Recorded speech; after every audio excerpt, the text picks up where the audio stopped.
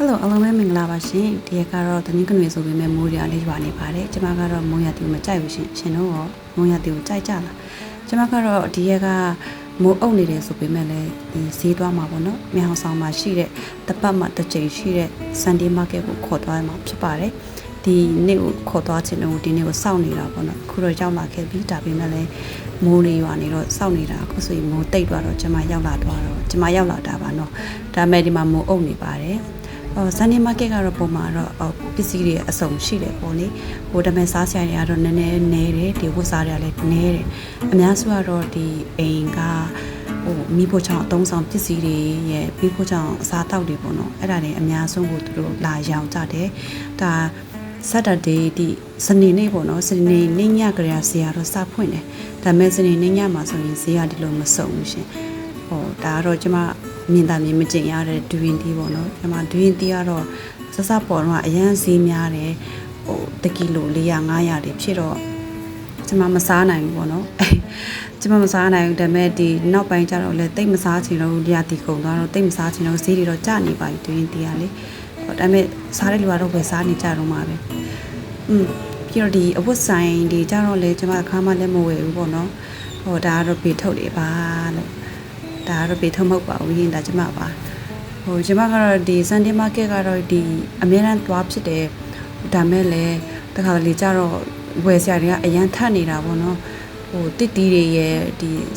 စားဖို့တောက်ဖို့တွေဝယ်စရာတွေကဒါဆိုဒါပဲရှိနေတဲ့အခါကျမကနည်းနည်းအီလာတာမျိုးတွေရှိတယ်အချင်းကြရင်တော့ကျမမသွားတော့ဘူးတရက်စာအဲ့လိုဝယ်တာမျိုးတွေပဲလုပ်တယ်ရှင်မန်အောင်ဆောင်မှာတခုကောင်းတာကရာသီဥတုကနည်းနည်းတခြားပြည်နယ်တွေထက်စာလို့ရှိရင်ရာသီဥတုကနေချင်းစရာလေးဖြစ်တယ်ပေါ့နော်။နေရာတွေမှာအရန်ပူတယ်ဆိုပေမဲ့လည်းဟိုအဲ့လောက်ထိလည်းသူများလူမျိုးမပူဘူးပေါ့နော်။ကျွန်မကတော့ငကမောက်တီတော့အရန်ကြိုက်ပါတယ်ရှင်။ဟိုအရတာတော့မရှိပါဘူးဒါပေမဲ့အယောင်ကြလေးကိုဝယ်စားတာပေါ့နော်။ပြီးတော့ဒီခါငကမောက်တီကအရန်တန်တယ်။1ကီလိုမှ25ပတ်ပေါ့နော်။အဲကျွန်မလေးလုံးဝယ်တာ29ပတ်ပဲကျပါတယ်။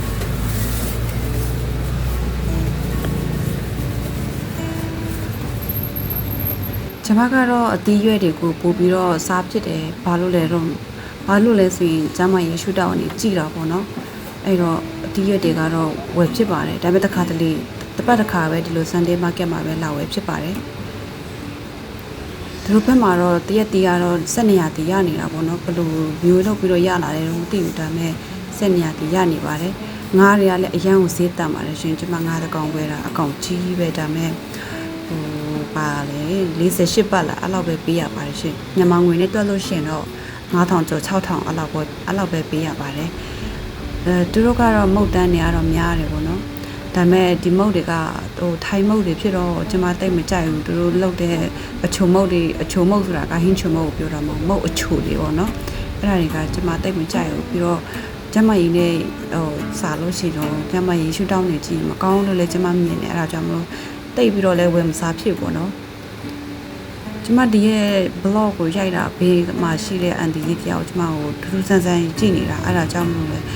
နည်းနည်းတော့ရှက်တာပေါ့နော်အဲ့တော့နောက်တစ်ခါဆိုရင်ဒီနောင်ဆောင်မှာရှိတဲ့နေရာလလလေးတွေအကြောင်းကိုကျမထပ်ပြီးတော့အများကြီးပြောပြသွားချင်ပါတယ်နောက်ဗီဒီယိုမှာဆုံကြပါမယ်ရှင် bye bye